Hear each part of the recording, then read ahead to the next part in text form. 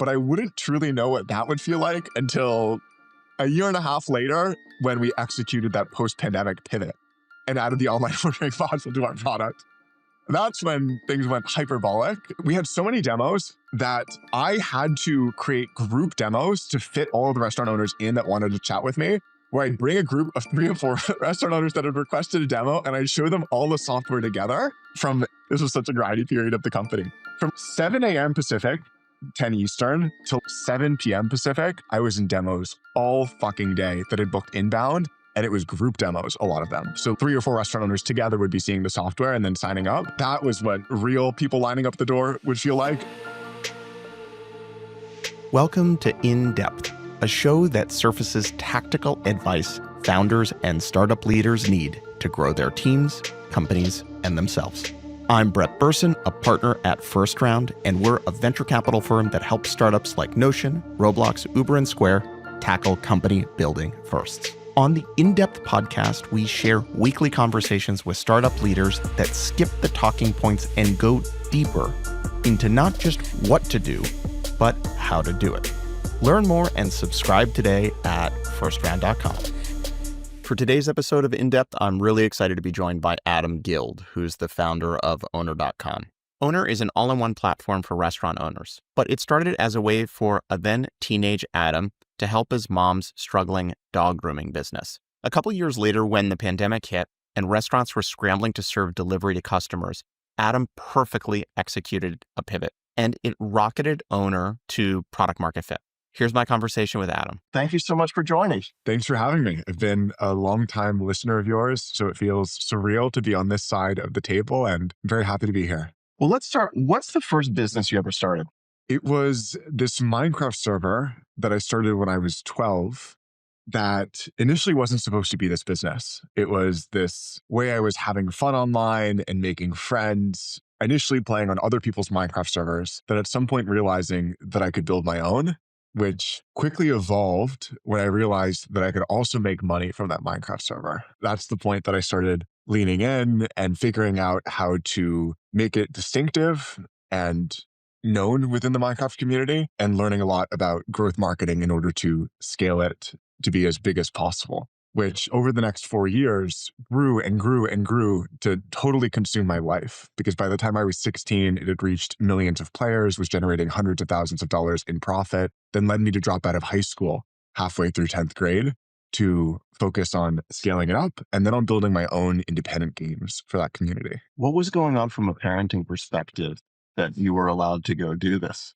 I would say a free-range parenting philosophy of letting my brother and I explore our interests. We didn't have a ton of limits on the amount of time we could spend online, and we were generally encouraged to do what we found interesting without limitation. We never had our parents stopping us from watching R-rated movies or any of the other usual limitations, which at the time was a very controversial philosophy, but I think ended up leading to developing more maturity and wisdom through exposure to the real world pretty early on. Is your brother sort of equally entrepreneurial? I would say so. He's a huge inspiration to me. He, when I was starting that Minecraft server at 12, was 10. And at some point when I started making money, I needed somebody to be the full-time social media manager for the Minecraft server, because one of the ways that we were growing it was we had these big meme pages on Instagram that were bringing together the Minecraft community with memes and news posts when there was new updates to Minecraft to keep people informed. So I went to my 10-year-old brother, who was the only person that I could afford to pay $5 a month to be a full-time social media manager. Then over the course of the next few years, he built those pages to hundreds of thousands of followers and started to build his own meme pages within various other Instagram niches. He had this comedy page and this fashion page and various others that got pretty big. Then at some point when he was 14 or 15, he started building up his own social media following through posting on Instagram and then TikTok. And now, about 10 years later, he's one of the largest social media creators in the world. He's got more than 80 million followers. So how did you go from this teenage Minecraft business to starting Owner? When I started focusing full-time on building games, which was what happened when I dropped out of high school halfway through 10th grade. It was first scaling the Minecraft servers up and then using that community of millions of players to build my own mobile games. I started to feel very conflicted. There were certain things about that experience that I loved. It was so much fun day to day, and it was a great environment to learn software engineering and growth marketing in. But what I started to hate about it and hate about my life as I thought about my future was I felt when I looked forward 3, 5, 10 years of what my life would become focused in gaming, that it was basically scaling what I viewed as this negative impact because I was obsessed over how to get millions more players to ultimately waste time on my games so that I can make money. That's what you do as a gaming company. And that felt wrong to me. It didn't feel like something I wanted to spend my life doing, but I also felt kind of trapped because I didn't have a plan B. I was literally a 10th grade high school dropout, didn't even finish 10th grade. And I knew there had to be some way to use that skill set that I built in software engineering and growth marketing to actually help people. But I wouldn't know what that way would be until about a year later, I built the first version of Owner for my mom's dog grooming business. Then saw it completely transform her life. It seems like gaming was one of the things that set you on this incredible trajectory in life thus far. So why didn't you see gaming in that way as this positive thing that helps people develop these new skills, that makes them more entrepreneurial, that helps them develop some sort of mental plasticity? Like, why did you put it in the empty calories bucket? Because I knew that experiences like mine were anomalies. I've met a few, but I also had spent time with thousands of our players over the course of those 5 years and got to know the people that on the other end of the spectrum were living vicariously through their gaming identity, that were literally spending 80 plus hours a week building their faction within our Minecraft server or building out their base. And while I believe in agency and the ability to make personal decisions, there were some people that were clearly addicted to gaming and using it to replace every other element of their life. And there were far more of those than these anomalies that were able to find great meaning and success through playing games. So as I was introspecting about the impact I was having, while there were certain people that benefited through having this way to explore the software engineering world in that Minecraft server community that I'm still friends with today, I think the vast majority were actually using it as this escape from life, almost like the Matrix, where they were plugging in and replacing every other element of their life with how they were playing those games. And that is what the gaming industry is monetized on. There's always this extreme power law where there's whales of players that play way more than the average and spend thousands or tens of thousands of dollars. We even had some of those in the Minecraft server world, players that spend tens of thousands of dollars after spending years, 80 plus hour weeks playing. And the idea of scaling around trying to capture as many of those people as possible to play on my games versus other games just felt completely empty, particularly when I had the contrast of that experience with my mom. Yeah, so you were starting to talk about that. So share more about it. I saw my mom open her dog grooming business with so much excitement early on because she dreamed of opening a business for many years and had saved up to do it. Then it finally came time to open, and that excitement quickly turned into worry as it was initially very difficult for her to attract new customers. The customers that she was able to get loved her services, loved her vision of having this dog salon and boutique for the dog lovers of West Hollywood. But it was hard for her to attract the critical mass of those people that she needed in order to sustain the business. And what started to happen was slowly the cash was starting to run out. Every month she was losing money at first, and the salespeople from Yelp ads or Facebook ads or various others swooped in and basically said, "We can help you drive more customers. Just sign up for our ad packages." My mom was at the time desperate for customers, so she went along with it. It sounded reasonable, but ultimately they weren't able to produce the result that they'd promised, and they took thousands and thousands of dollars from her. She not only was scared about losing our business, but losing our house, which she had taken out loans against to start the business with. And I saw my mom in this really terrified place. We talked about it one night, and she asked for my help to figure out how she could grow this thing. But I was very worried that I wouldn't know how to grow a physical brick and mortar business because it felt so different to be growing games where I was a player myself. So I started experimenting. Of course, I agreed to help and started. But you were doing this not with, oh, maybe there's a business opportunity yet. You were just helping your mom out at the time. Totally. Yeah. Was this already after you decided you were interested in finding a new opportunity outside of gaming, or that happened at the same time? I had that feeling, but I didn't know what to do with it. I didn't think that I had an option other than continuing to build up these games, which were basically funding my life. So when I saw my mom struggling and we had that conversation where she asked me for help, I jumped in and started experimenting with a lot of the things that I'd used to grow the Minecraft servers. We initially tried social media and built up her page to a large amount of followers. Interestingly, that didn't work. Why is that? There's a intent related reason why social media never works for local businesses, which is that when people are browsing Instagram or Facebook or TikTok, they aren't browsing with an intent to buy dog grooming services, or now that we serve restaurants, to buy restaurant food. They're there to be entertained ultimately. So when you're promoting a service for people to buy, it's difficult to channel this entirely different intent of being entertained and having fun into the intent to buy. And then the other macro reason is that, particularly back 8 years ago, the Instagram algorithm that drives discovery on new posts is extremely global in nature. So we'd have these posts that would get hundreds or thousands of likes. But then as we went into the insights, those people were coming from all around the country, or in some cases all around the world. And my mom's customers are really only people within 5 miles of her location in West Hollywood. So the idea that we were getting all of these thousands of impressions and likes was basically just a vanity metric that wasn't translating into sales. And we needed to figure out a channel that would work for each of those dimensions, both driving a large amount of impressions and ensuring that those impressions had the proximity to her business to make them viable customers and the intent to buy. But this is all in retrospect after spending 8 years now obsessed in this space. At the time, I was pretty perplexed about why it wasn't working. I started to pick up on some of these things, but basically just continued testing the whole spectrum of strategies. We tried direct mail and receipt ads, wasn't working. And then we tested the strategy of search engine optimization and conversion rate optimization that worked like crazy. It was so effective. Even though SEO tends to be something that takes time to kind of fully be effective? The answer is yes. It takes time for terms that are globally competitive.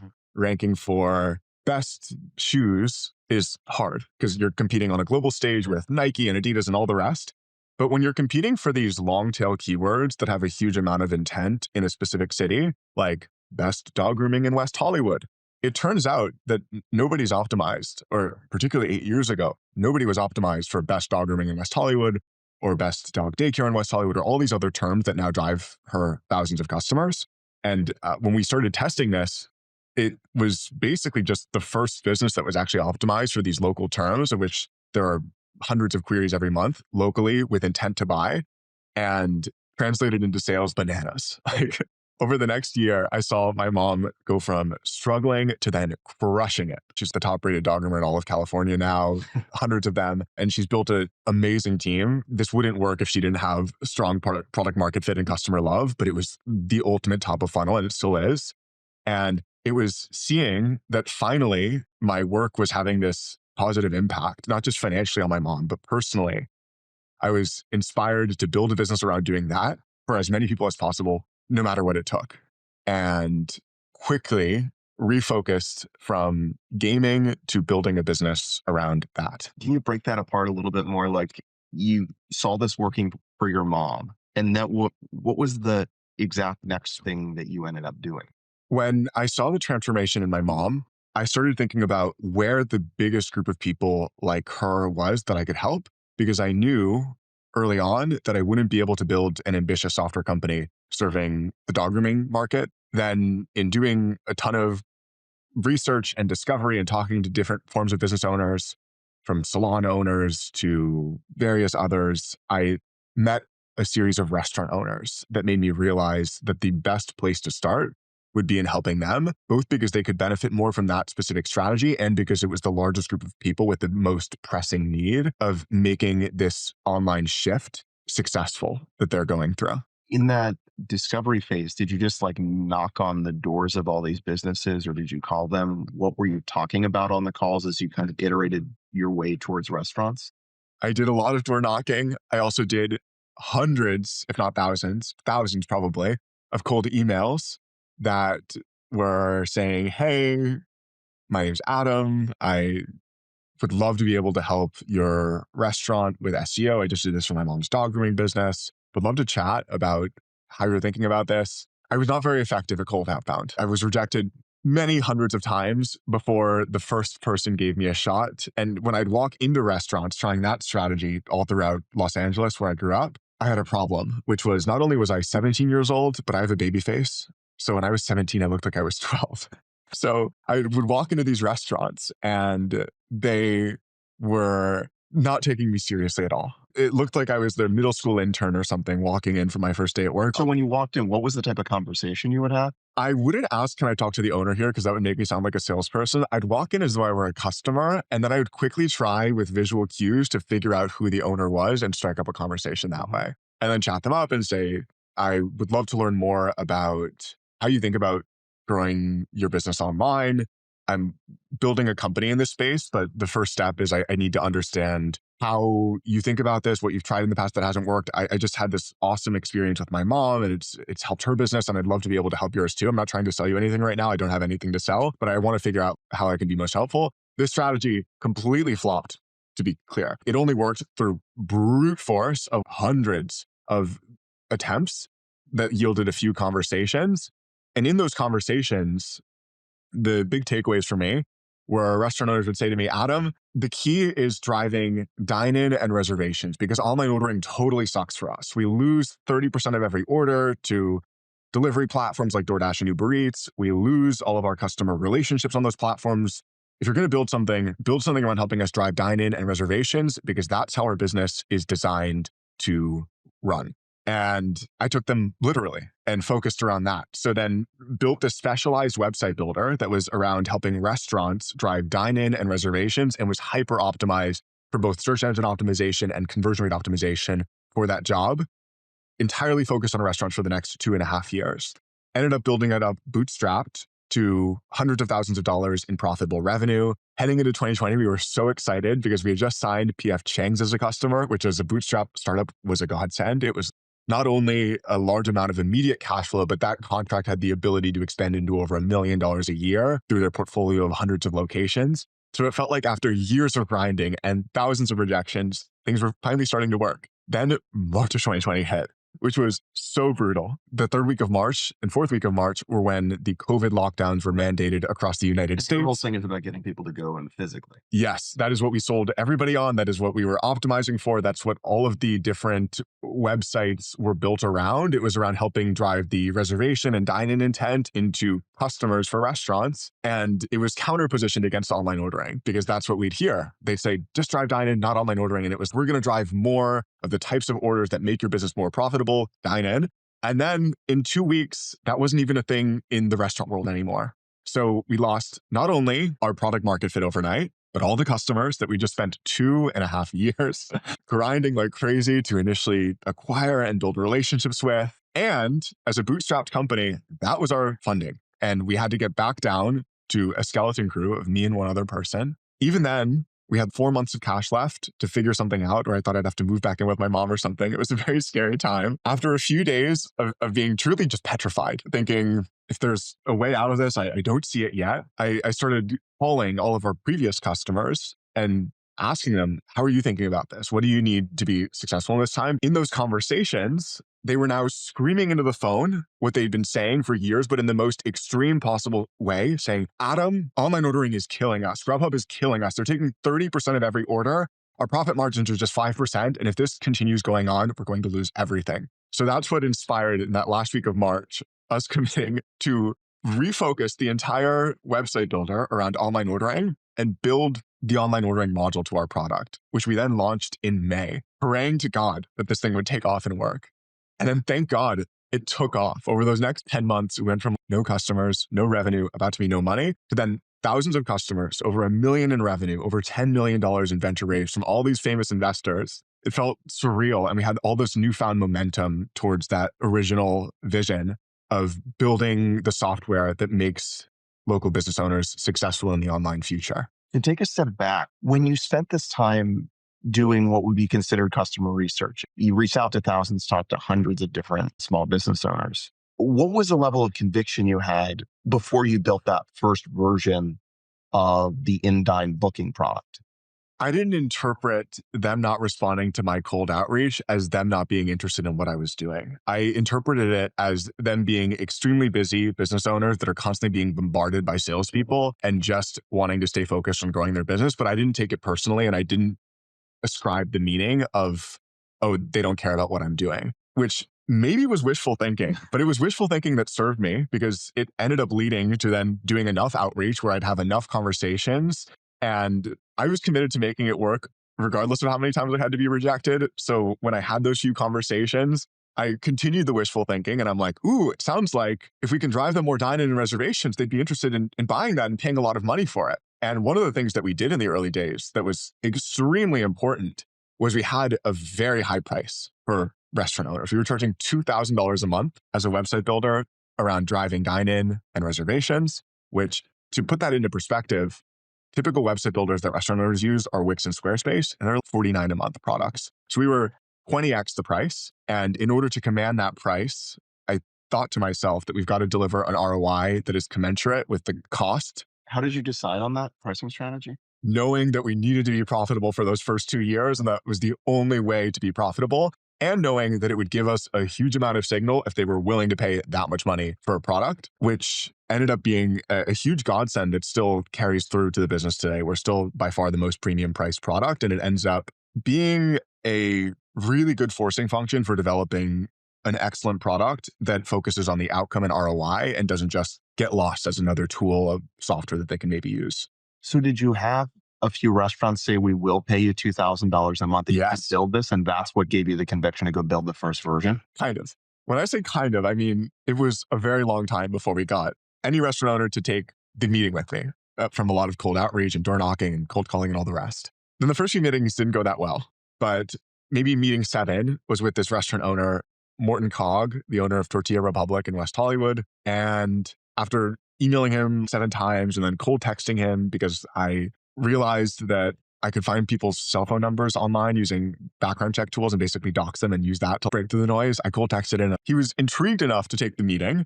Then in the meeting, I gave him the whole presentation. I demoed for him what I'd done for my mom. We had a very scrappy product, but it was still a product. We basically had forked WordPress and built a version that was super opinionated, that had all of the best practices for restaurant owners to drive SEO and conversion in this extremely contrarian way.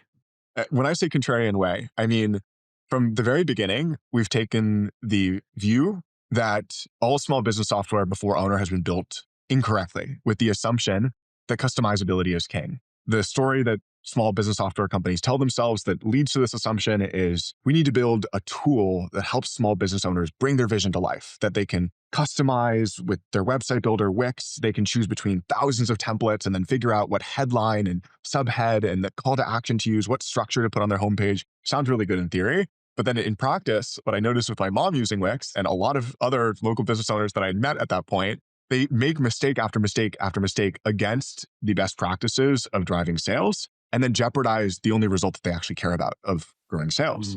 So from the beginning, we took this very contrarian stance that customizability is stupid. What we actually want is this proven system that has all of the best practices out of the box in a way that the small business owner can't screw up. And we're not going to do customizability. So it was this version of WordPress that had been built to enable them to modify a few sections of the website, but mostly use this very rigid structure of the sections that needed to be there to rank at the top of Google and to drive maximum conversion for dine-in and reservations.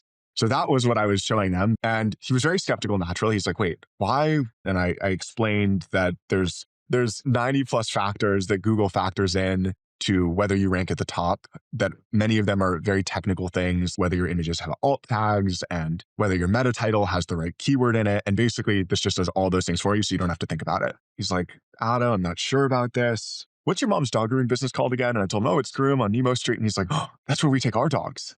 And I said, how did you hear about Groom? And he said, Google. And I said, yes, that is what we're doing for your restaurant. When we currently Google Mexican restaurant and tacos and all these other terms, Guisados, the Mexican restaurant down the street, is beating us. And he's like, Guisados has terrible food. That is ridiculous. We've got to beat them instead.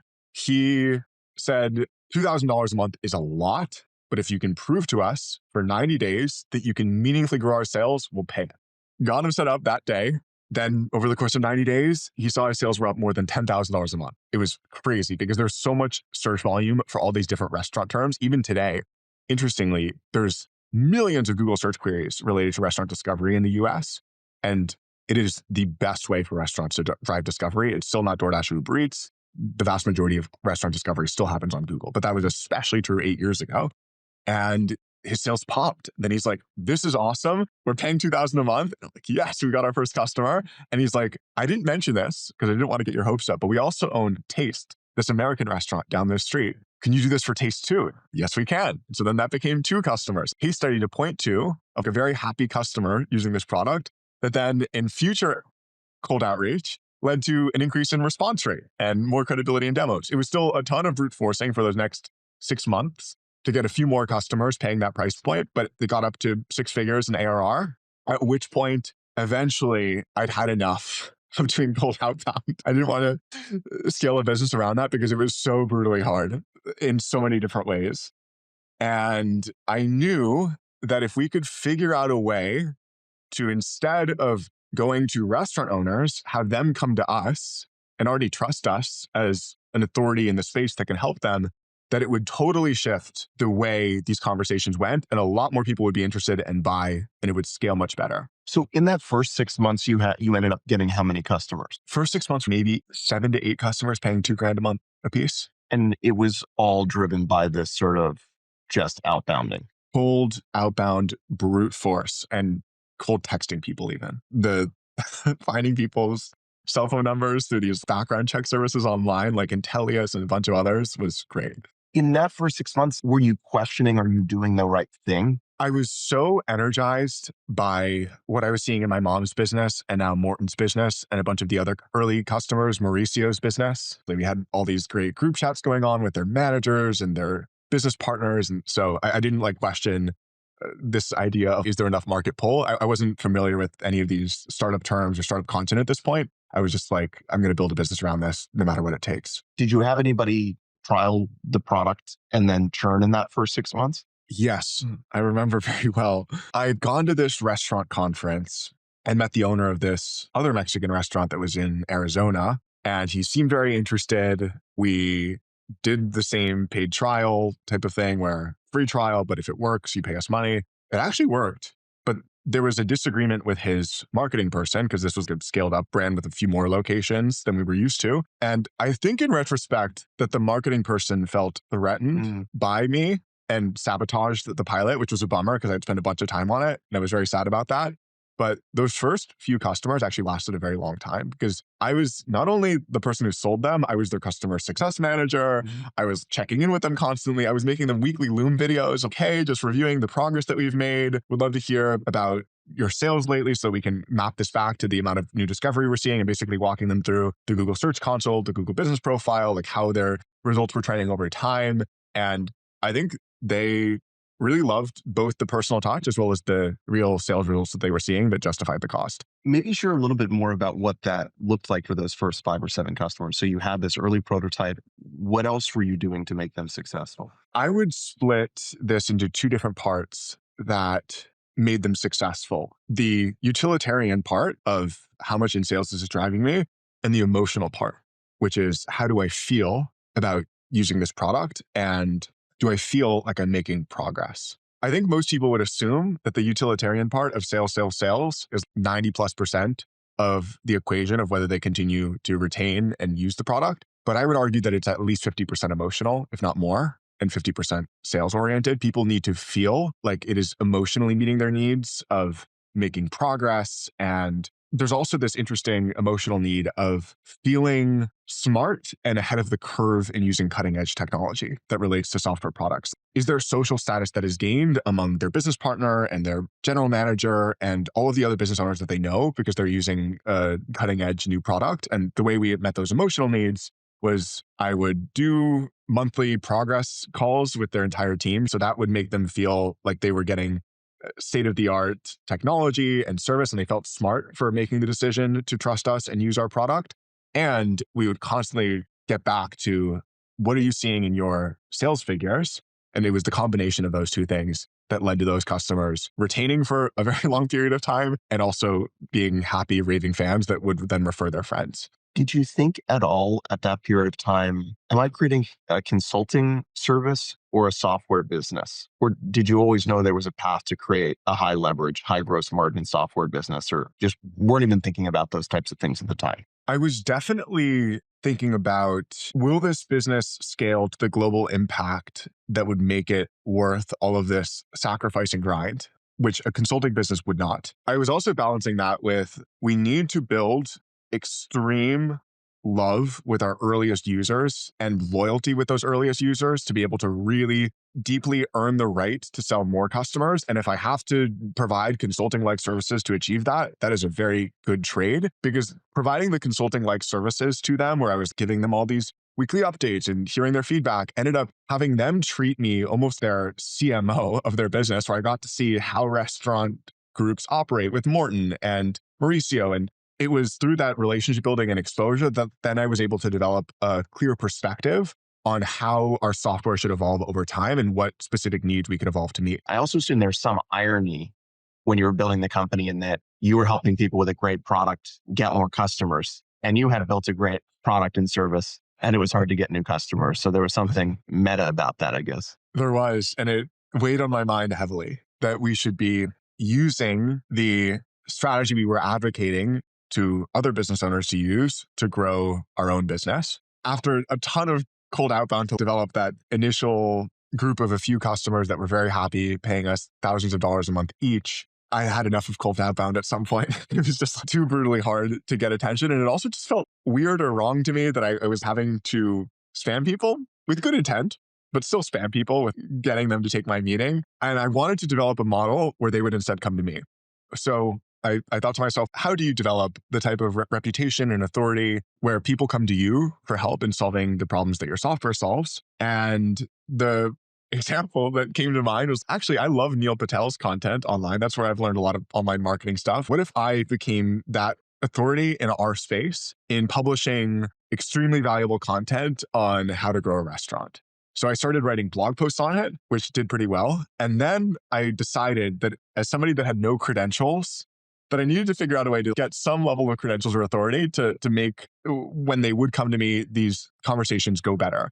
So I started realizing that there's a bunch of restaurant-specific publications that all write for lists of restaurant owners about how to run those businesses. And that if I could write for them as the online marketing authority for those publications, that would both help my blog do better, drive some traffic, and also position me more as an authority. So I started now cold emailing all of the editors and owners of these different magazines to ask if I could do some guest posts for them. Almost all of them ignored me for a long time. That seems to be a pattern with you. A lot of cold outbound and no one interested in you. It was a pattern in the early days. Until Barbara Castiglia, the editor-in-chief at Modern Restaurant Management magazine, probably felt bad for me because she'd ignored me so many times. So she's like, okay, we'll try one guest post, but it's got to be really good. And we'll see from there whether you can do recurring columns in our magazine. So I'm like, challenge accepted, let's do it. And this was early 2018. I wrote this guest post that I had researched so extensively and tried to the best of my ability to make great on the best restaurant marketing strategies for 2018 that then she posted in her magazine, which was also an online publication. The online version of this went super viral. It went really, really well. It was her number one story of that year. What were some of the things in the article? It was me doing a lot of research on how the largest restaurants and most successful restaurants were growing, how Taco Bell and Chipotle and all these other groups that people admire are driving growth, and then distilling that down into simple language that would help restaurant owners learn from what the extremely well-funded, successful restaurant groups were doing, but in a tangible way that felt actionable. Posted that article. It did super well. This was literally their number one article that year, which was so exciting. And then I became a recurring writer, not only for her, but then I did outreach to the others. And I'm like, hey, I wrote for Modern Restaurant Management magazine and did very well. Could I write for you too? And so over the time, I wrote for 2 publications, then 3, then 4, then more than 10, and also was writing my blog. And what I realized in this process of content creation was that it was almost learning more about our customers in ways that would benefit them was also becoming a distribution flywheel for us. But the work that I was doing to research all of these articles and write them was improving my abilities as a communicator to the restaurant community, because I had now all of the language that restaurant owners tend to use to describe these different things at scale that then I could boil down to independent restaurant owners. And it gave me much more depth of understanding of the broader landscape of restaurants. And it really started to drive us a lot of leads with super high intent, people that had read the article and were like, this was awesome.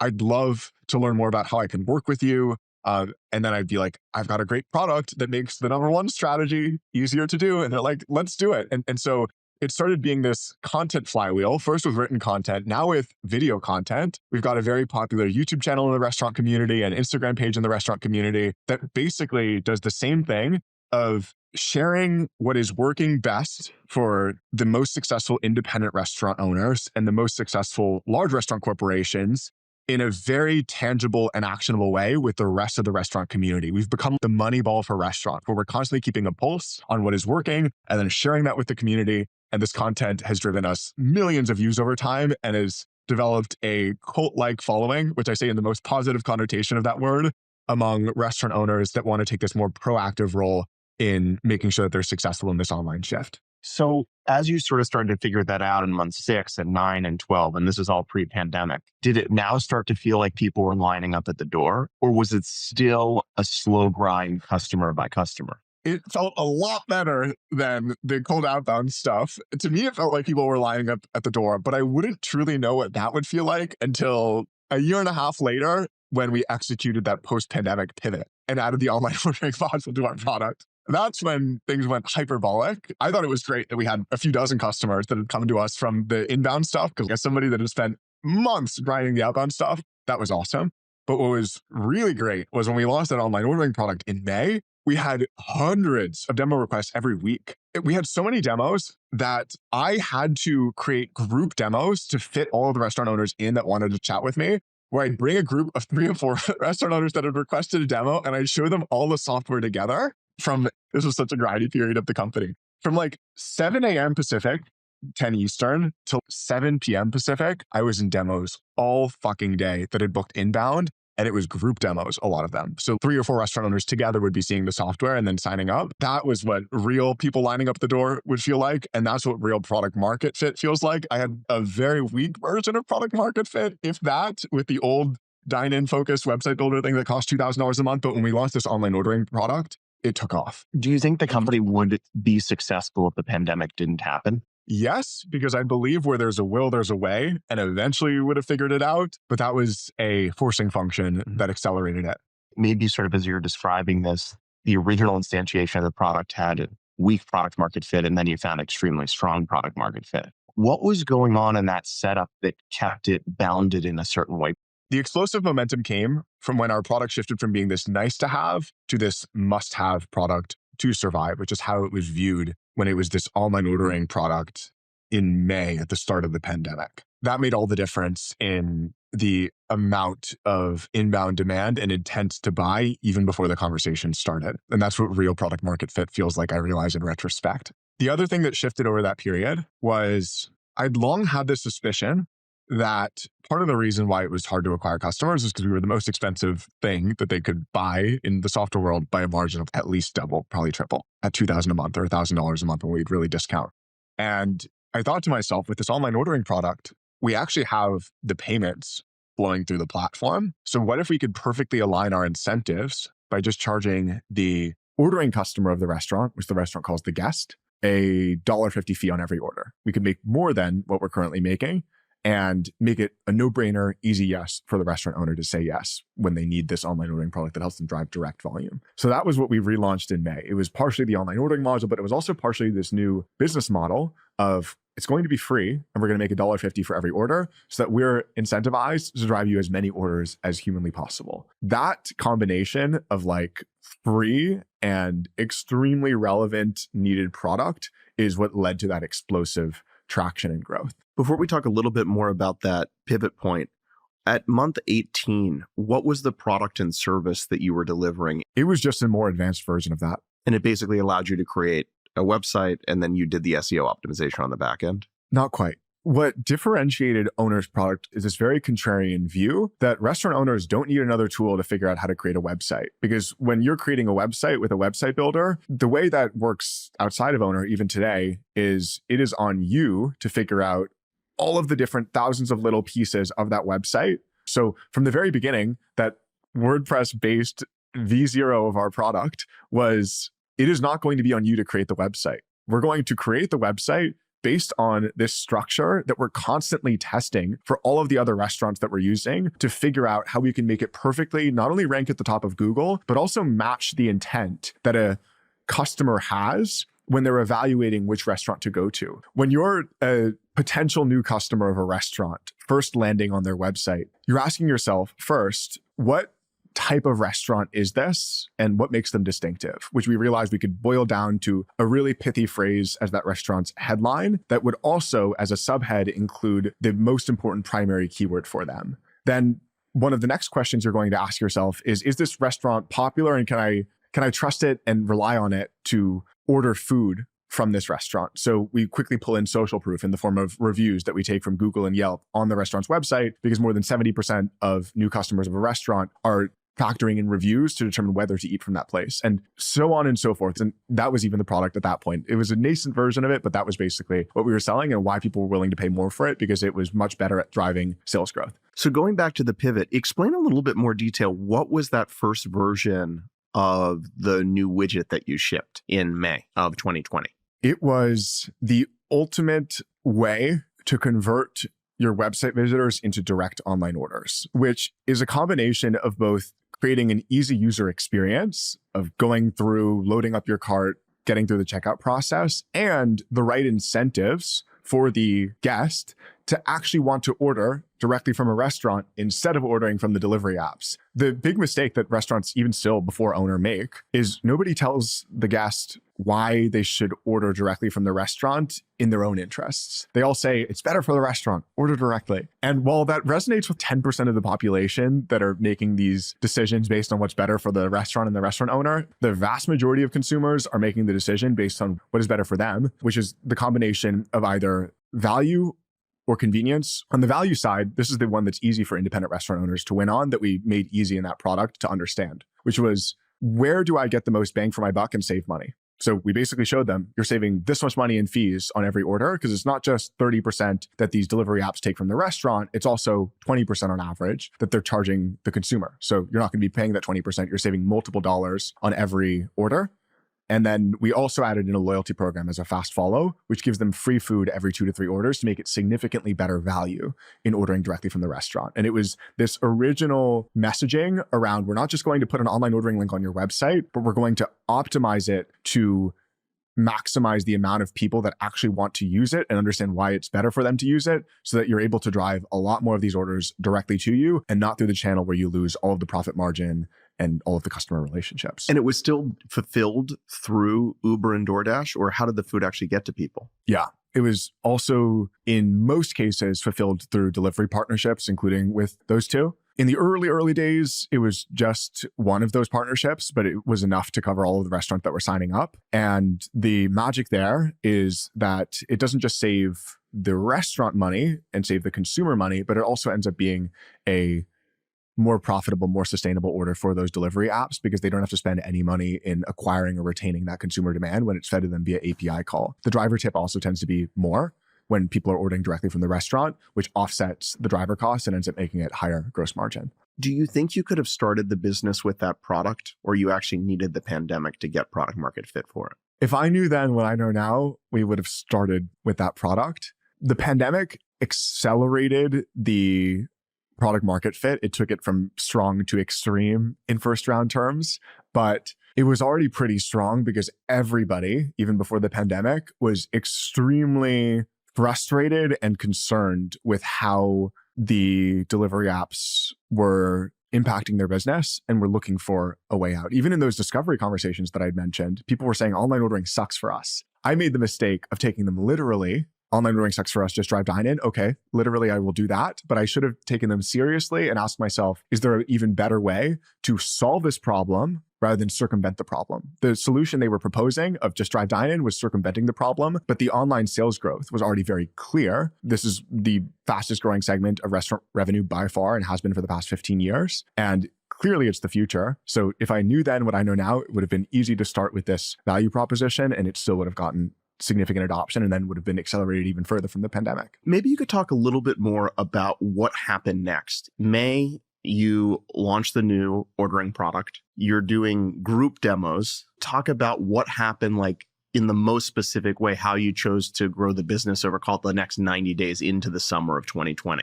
That was when we raised our first round of venture capital, which accelerated the rate of progress in pretty much every dimension of the business. We were able to invest in having a few engineers and build up a sales team. So it wasn't me doing all of the sales and support. We got a support team too, and went into company building and scaling mode with those additional resources, at which point we started to hear from customers, Adam, this online ordering thing is awesome, but it's so annoying and expensive and time consuming to have to use 15 other tools to power every other piece of our restaurant online. We're using Wix for our website, Chow Now for our branded app, MailChimp for email, Easy Text for text message marketing, 5 Stars for loyalty, and 10 other tools for every other piece, catering and reputation management. Can you do those things for us too? We started saying, yes, we can. And one by one, building all of those different point solutions into our platform to replace them so that we could build the only software that restaurant owners needed to be successful in this online future. That's what took our growth from pretty good before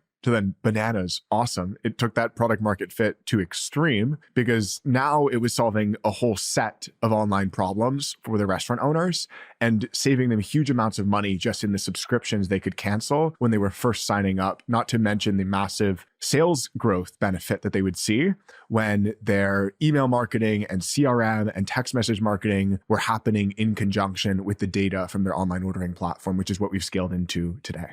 Did you think about raising money before that point, or it just wasn't even really a consideration? It was like a non-decision. I had thought about it. I'd fantasized about it really. It would be great to be able to do this. But for the longest time in starting off, I didn't know anybody in tech. I didn't know venture capital was a thing at first. And then when I realized it was a thing, I didn't think it was a thing that would be accessible to me. I didn't know where to start and was, in retrospect, too focused on building the business the bootstrapped way. Maybe at some level out of pride or imposter syndrome. And then when venture capital became an option, which came with all of these people that could really help develop my leadership and product abilities and advise in all these different ways, it felt like this huge blessing and superpower that I'm still extremely grateful for. The whole story of that, how that happened, is bananas. If you're interested in go for it. It happened through the Teal Fellowship because I'd applied for the Teal Fellowship a year prior and I hadn't gotten it, and then I reapplied. No, I thought Teal Fellows are to get you to drop out of school. You had already dropped out. I was 4 years after dropping out of high school when I got it, which we are working on evolving the program to be even earlier this year in particular. What made you think of applying to it in the first place? I'd heard that there was this program that was trying to prove that college wasn't necessary to be successful, that gave young people a $100,000 grant for not going to college. And that sounded pretty awesome as somebody that already wasn't going to college, to have not only the money, but the resourcing and network behind that. So I'd applied. It wasn't impressive enough to get it the first time I applied. The second time I'd applied, I thought that I'd finally be able to get in because this was after we'd signed PF Chang's as a customer, which alone was worth over $1 million a year as that revenue expanded for us. We had all these dozens of independent restaurant owners loving it. This was still pre-pandemic pivot. Things were really going well in the business. When I'd applied, it was end of 2019.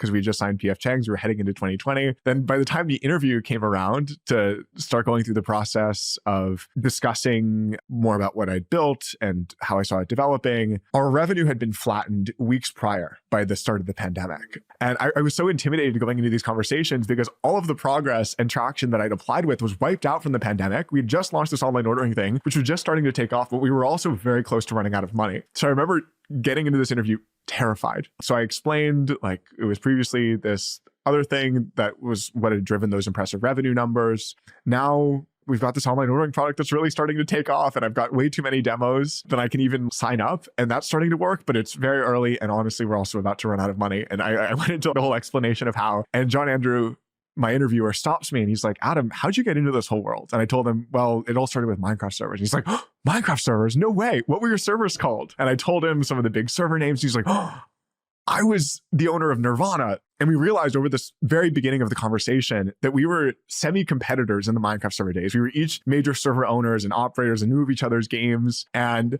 now fast forward, what was it, 6 or 7 years later, we were in this other context of each building startups. And he's like, digs in more on how the business is going and the online ordering product and the traction we're seeing. And I show him my calendar of how many demos I've got booked. And he's, Adam, you finally found product market fit after 3 years of doing this. You can't let it die now. He knew we were very close to raising out of money. So he's like, I'm not an angel investor, but I really believe in what you're building and think you've had incredible perseverance to get to this point. So I'd love to make my first ever angel investment in you and help you find some investors to get the right amount of resourcing behind this thing, because I think you could build something really special here. And I felt like I was in a fantasy. I'm so grateful still for him having reacted that way, because it ended up totally changing my life. That day, he introduced me to the partner at Redpoint that had led his first round at Coder, Alex Bard. And Alex jumped on with me, learned more about what we were building and how it was growing. Not only was Alex extremely experienced in building small business software, but in a past life, he'd owned a restaurant because he was very passionate about hospitality and food. So he deeply understood the problem we were solving. Over the course of an hour-long conversation, he's like, Adam, this is awesome, and I really believe in you. I'd love to be your first investor. Let me talk to the team, but I'd love to get a partnership meeting together where we could discuss what it would look like to work together. But I'm very interested and would love to be a part of this, which I'm also extremely grateful to Alex, because we were such a shit show in those days in so many different ways. And those two, at the very beginning of the process, just meeting them ended up totally changing my life, because it was just a week later that we had this signed term sheet of this seed round, and all of these people that I'd admired for years, like Naval Ravikant from AngelList and Sean Rad, the founder of Tinder, and all these other great people. Kimball Musk, who was a legend in the restaurant industry as somebody that had actually gone in from tech, became our first group of angel investors. And I started learning so much from them and got this newfound momentum and life breathed into the business as that round came together, and this extreme gratitude to have venture money to use on this journey rather than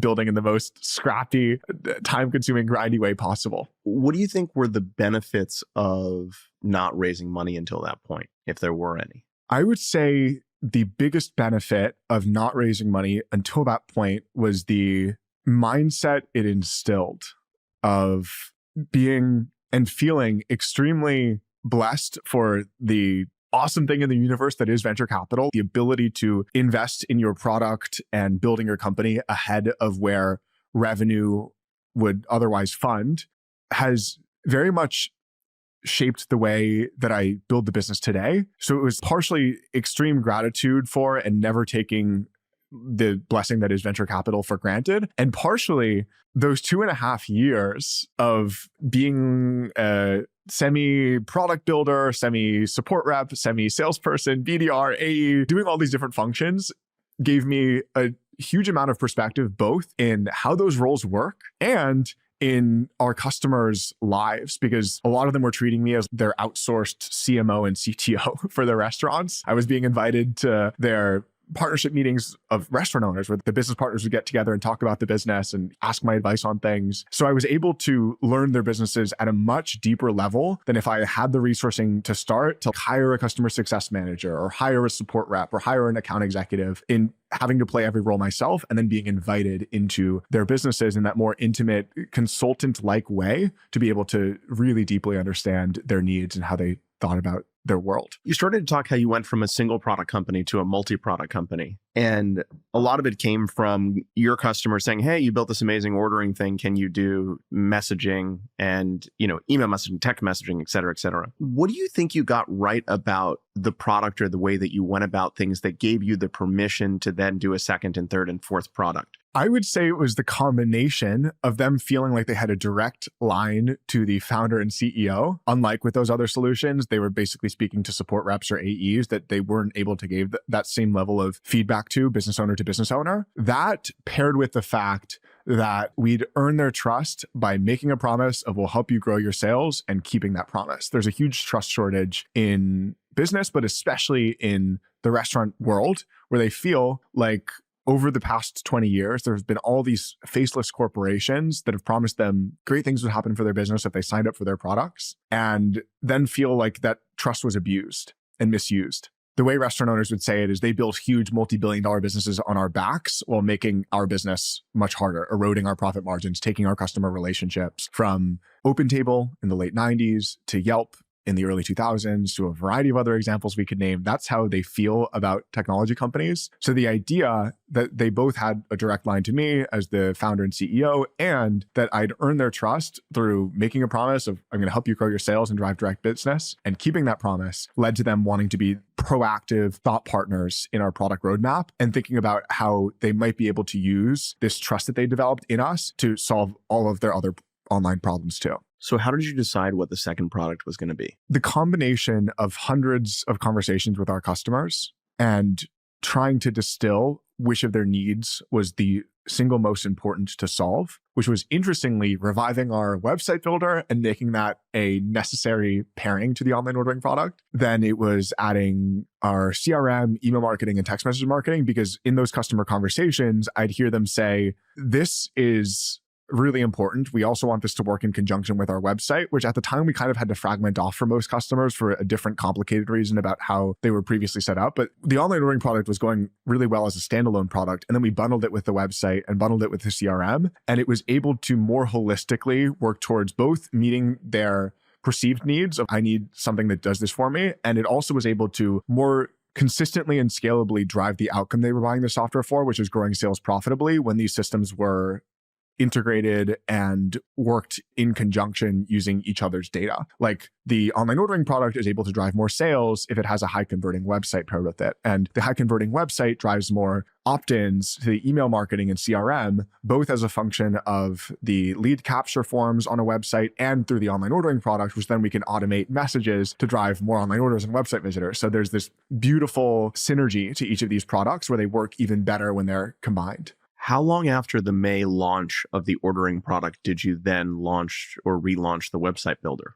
And did you feel tension to just focus on the core because you had these people pulling this sort of out of you? And I assume that you were just overwhelmed with demand and it would be easy to say, let's just for the next couple of years focus on this ordering product. There was definite tension because the conventional wisdom, including a lot of the advice we were getting, is you've got to become a best-in-class point solution before you think about going multi-product. And this was at a point where our point solution had just started to work and it kind of saved the business. But that point solution was still not ideal by any stretch of the imagination. It was buggy. It had uptime issues. Like the idea that we'd go multi-product, well, that thing was still barely working, but it just found extreme product market fit on the need it was solving and immediately start going multi-product was extremely counterintuitive to a lot of the people that were advising us for good reasons and good intent. But I knew that there would be a huge advantage from a business model standpoint and unlock from a customer value standpoint to adding in these other components while we optimize the online ordering system because they all work so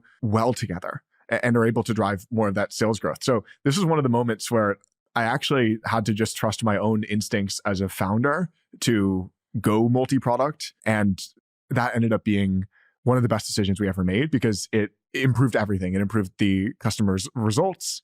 They were seeing more sales growth. It improved our retention rates. It created a higher perceived value and willingness to pay. We ended up reviving the subscription model in addition to the transaction fee model that we were making. So we ended up monetizing in two ways as a result of being able to offer this more holistic solution. This is before the compound startup was coined by Parker and still at a point where it was pretty contrarian to start going multi-product so early. When did you launch the new website builder? It was less than a year after the online ordering product took off that it actually didn't just get launched, but we bundled it. We said you can't buy one without the other because they work so well together, which we still do today. Like you've got to adopt the whole system because the whole system is designed to work together. And if you're buying us to grow your sales, this is what it takes to maximally grow your sales.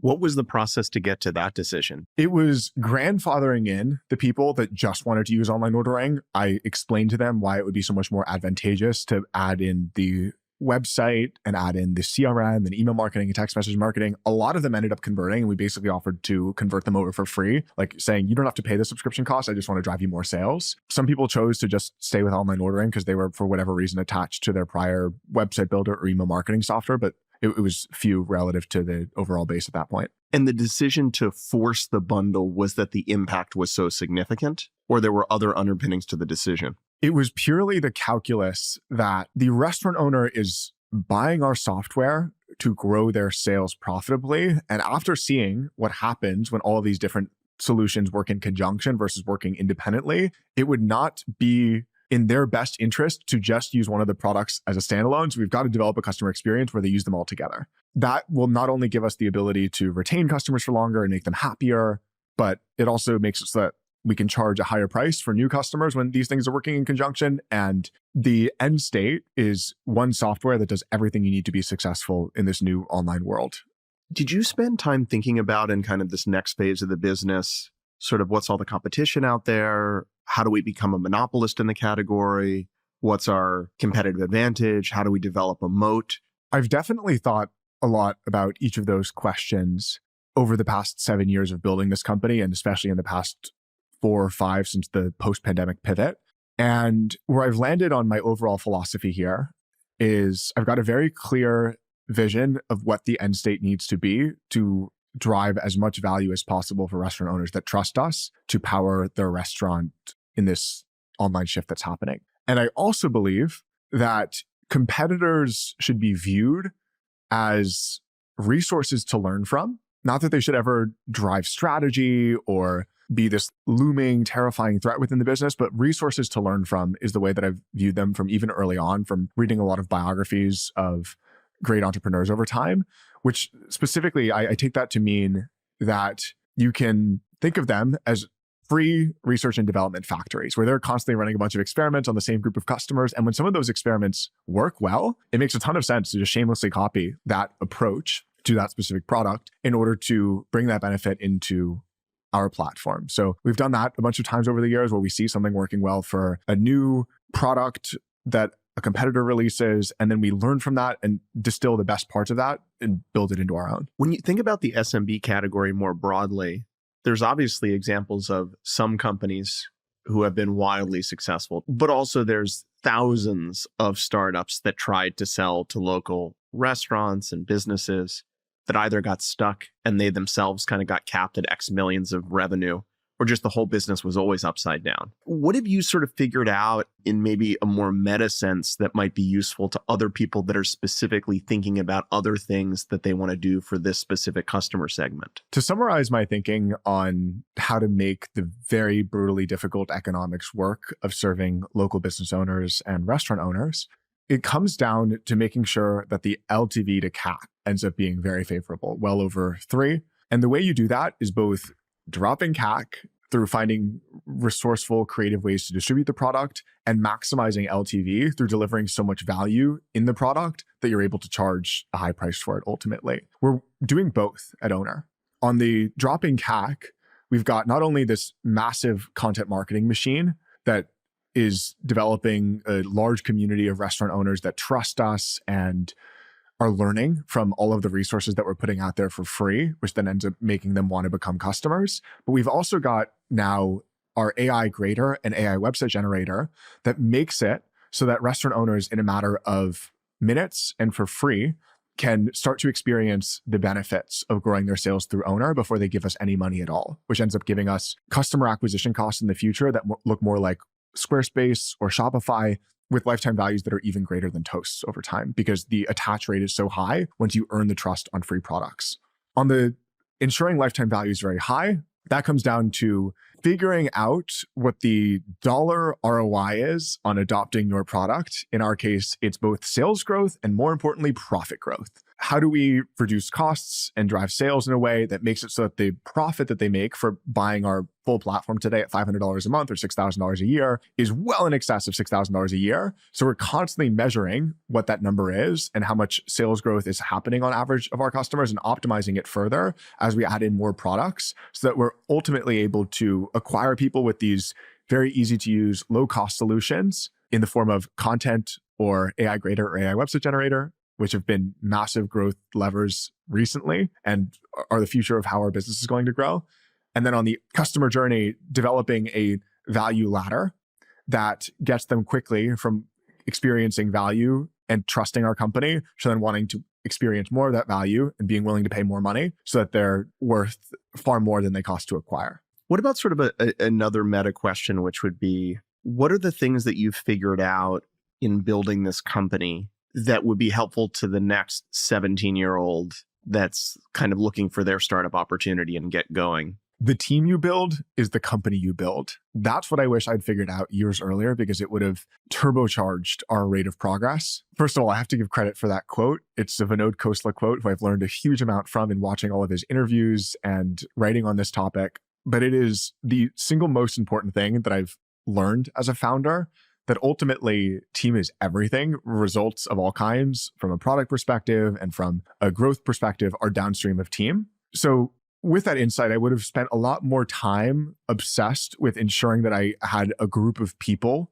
that had superpowers. Even in those earliest days, finding a really strong co-founder CTO was one of the biggest unlocks in our entire journey, which is a crazy story in and of itself. And I would have spent more time doing that, less time doing the brute force sales and onboarding and support work, which to some degree was valuable, but I definitely passed the point of diminishing returns in spending thousands of hours doing that in the early days from the level of insight that I was gleaning. So first, team you build is the company you build. Second, there's this other great quote from one of our investors that I spiritually believe in. I don't take literally, but I think he has a really great point. And it's the Naval Ravikant quote that the reason you do sales is because you don't know how to do marketing. And the reason you do marketing is because you don't know how to build product. Now, I don't take that literally, that if you build the best product, you don't have to do sales or marketing. But what he's getting at there is that there's massive leverage that comes from having a truly best-in-class product that people really love. It makes the sales and marketing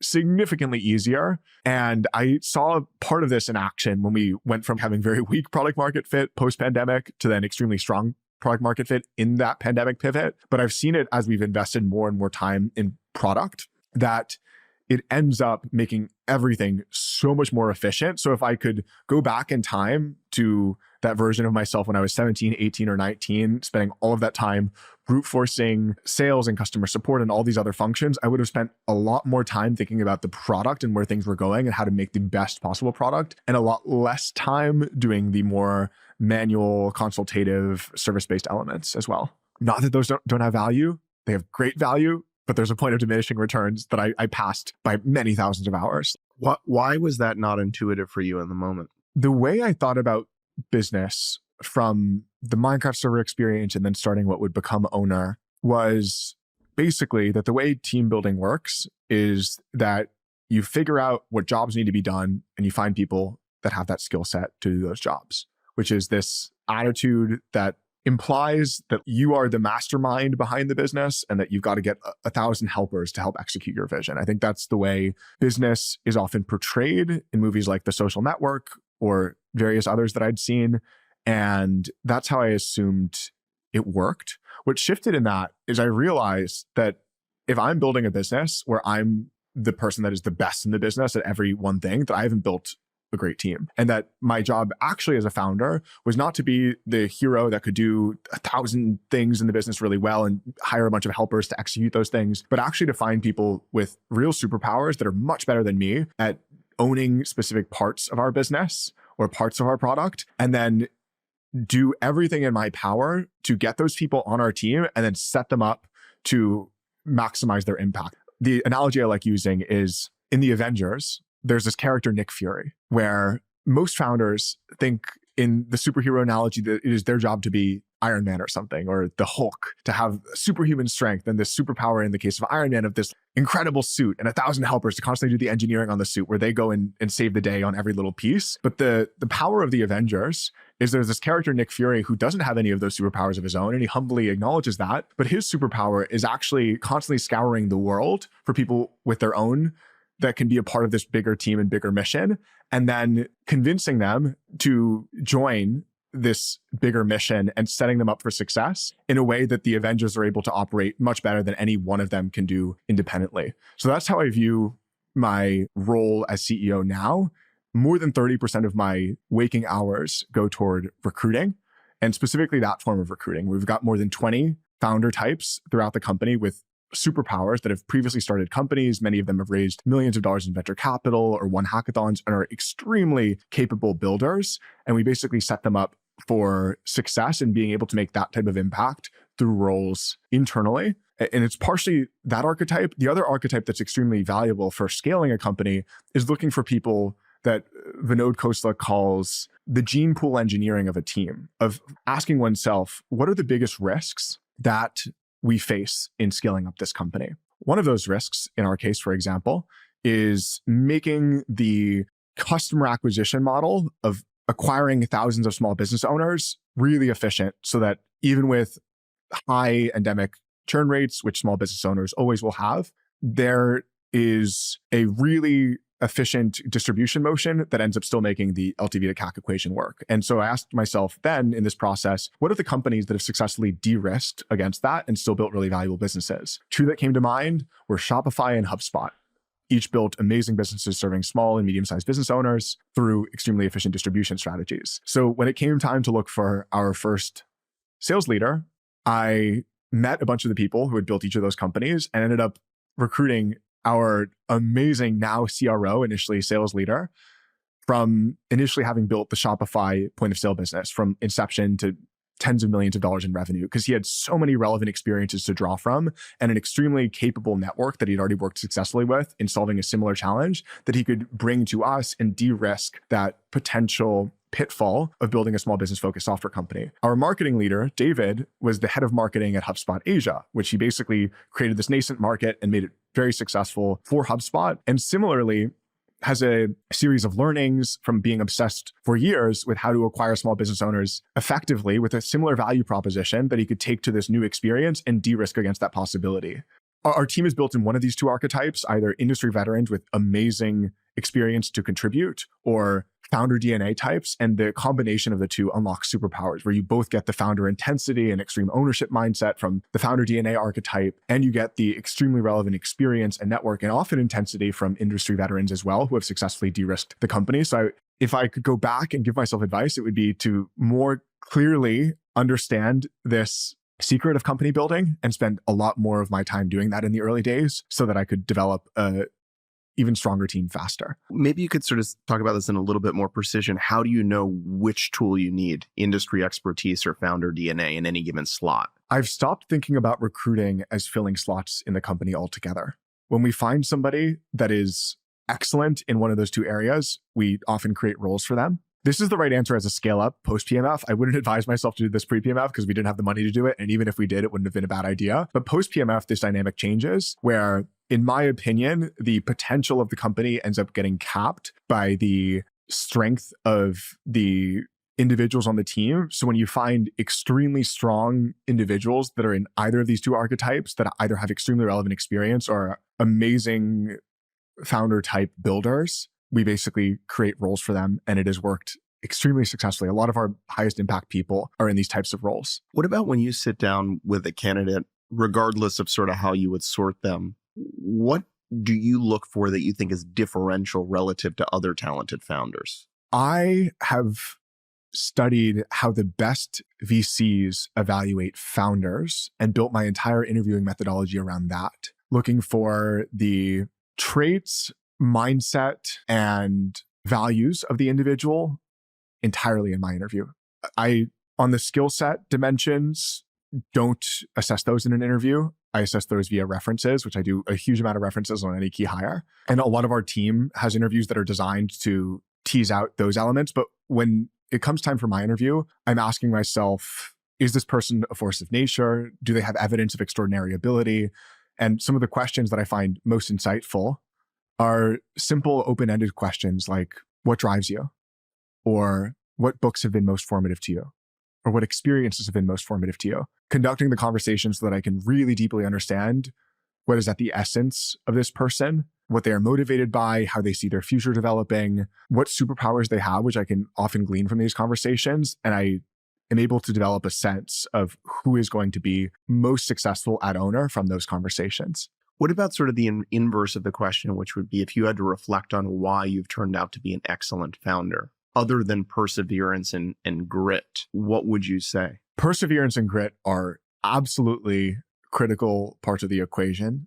But what I would add is the humility and self-awareness to constantly identify as a lifelong learner with much to learn and a long way to go, which manifests in spending huge amounts of time trying to make myself better through reading books, taking courses, listening to podcasts at a much greater degree than other people would consider reasonable.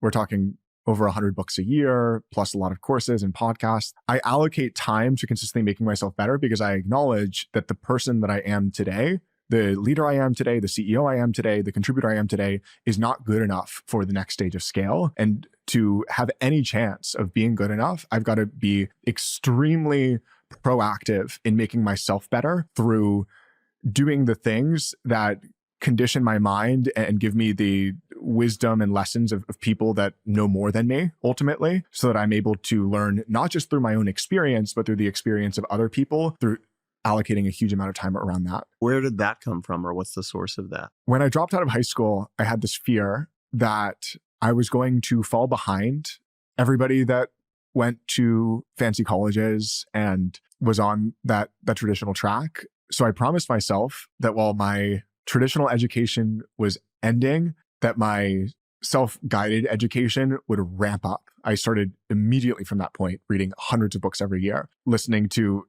any business podcast that I could find. We're talking tens of thousands of hours over the past 10 years. The reason I've listened to a lot of these episodes is this is one of the resources that have been useful to me. And initially it came from that sense of fear that I would not be good enough to develop the life that I wanted or to get the things that I wanted, that I wasn't good enough ultimately because I wasn't, and that I needed to become good enough through having the humility of, first of all, acknowledging that, and second of all, doing everything in my power every day to make myself the type of person that was capable of achieving what I wanted. One of the things we haven't spent a lot of time talking about yet in detail is, even though for most of the company's life, you figured out this really unique demand generation engine, which was the guest posts in these important magazines and publications, content early on, video, et cetera. Most of that demand was then converted into customers through what would be considered a more traditional sales-led motion. More recently, I think you've started to experiment with some really interesting sort of opportunities in a much more product-led motion. But maybe you could talk about how you thought about the role of sales-led versus product-led, once you started to pivot into the post-pandemic ordering product. Such a great question, because we're now seeing our fastest growing revenue segment as being product-led 7 years in, but we actually started, as you mentioned, with a very sales-led model with that cold outbounding and then me doing all those group demos. So the way I think about this is when you're first starting out and have limited resources to sell to small business owners, there are great advantages in initially having a sales-led motion because it forces you to talk to customers extensively at every step of their journey, and it creates a higher perceived value on whatever product you're selling. There's a reason why all product-led products are close to free, because they don't have the level of perceived value or trust on the front end that commands a high price point. So in the early days, when we had to command a high price point to be profitable or wanted to quickly accelerate our go-to-market engine, it was beneficial to have me and then a sales team explaining how the product works and what the benefits were, and people were willing to pay more for it at that point. What we've also realized is that to build a generational business with millions of small business owner customers, that we've got to make the distribution model continuously more efficient and an order of magnitude more efficient to break the distribution bottleneck that tends to stop small business software companies from growing well. And that is making it so that the customer is able to self-serve and experience as much value as possible, as quickly as possible with parts of your product, so that when it comes time to expand into the full product, they already have that foundational trust in what you're building because they've used it. And they're already partially onboarded and sold because of that. So the way our motion is looking now is a lot of our new customers are coming through this self-serve flow where they use our AI grader and AI website generator to first diagnose all of the problems with their restaurant's online presence. In less than a minute, it produces this very detailed report that they can follow on everything their restaurant is doing wrong. That makes them problem aware. And then we present this one-click solution of, if you want a website that addresses all of these things and doesn't take you more than 10 hours to fix them, which it would do if you followed this report, it's just very time-consuming stuff, then you can use this one-click solution that we've generated for you in the background. Because that then ends up giving the restaurant owner the confidence that this company is solving an important problem because they're first problem aware, and that they've built a great solution that they can start using in a matter of minutes. At that point, there's so much trust and problem awareness and solution awareness that those customers can quickly ascend into higher value paid products when we deploy this sales team. And it basically augments the output of any given sales rep or onboarding specialist when people come in so problem aware and solution aware and trusting that they've already used the product for benefit, which is ultimately the model that HubSpot and even Shopify to a large degree have iterated towards in making the model efficient in serving very small business owners. And so there's still a light touch sale involved in there, but they're really primed through this workflow that you mentioned. There's a light touch sale involved to get them to start stepping up the value staircase. We're structuring our experience as a value staircase. It started as just this platform that they'd have to leap onto. There was no staircase. So it requires a lot of trust to make that leap of faith and start paying $500 a month in this industry where the average restaurant owner is making $50,000 a year in profit. So $6,000 a year is a lot. That has worked for the people that were the most problem aware and solution aware, but it's left out the people that are less problem aware and less solution aware and less trusting of a software company because they've been burned so many times. So what we've developed is these lower rungs on the staircase in the form of our AI grader and AI website generator that enable them to, in minutes, get value, drive profitable growth through implementing all of the different things that we call out about their online experience and having this one-click website builder. But then to get them to ascend into large LTVs, we have the sales team walk them through as a trusted consultant behind the product that they're already using that can help them activate it and use it further. How would you articulate what product market fit is? I would describe it as the effect that occurs when a product meets really pressing customer needs and solves them both functionally and emotionally for the people that have them, which is a spectrum. There's degrees of product market fit from weak to extreme. I love that first round post on this and very much subscribe to that belief. We always like to sort of wrap up with basically the question, who's the person that's kind of had a disproportionate impact on you in terms of building this company? And what is the thing that they sort of imparted on you?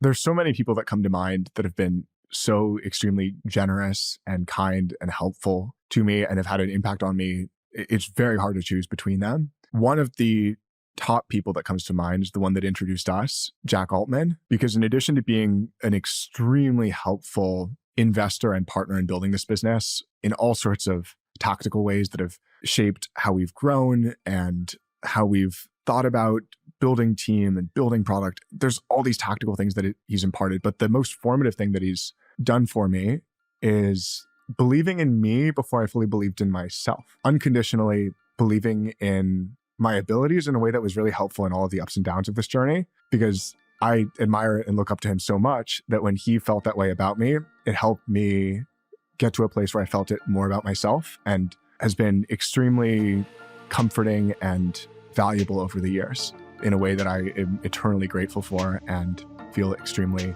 blessed to receive from him. He's one of the best friends and mentors and partners that I could ask for. Such a great place to end. Thank you so much for joining. Thank you for having me. It's been an honor.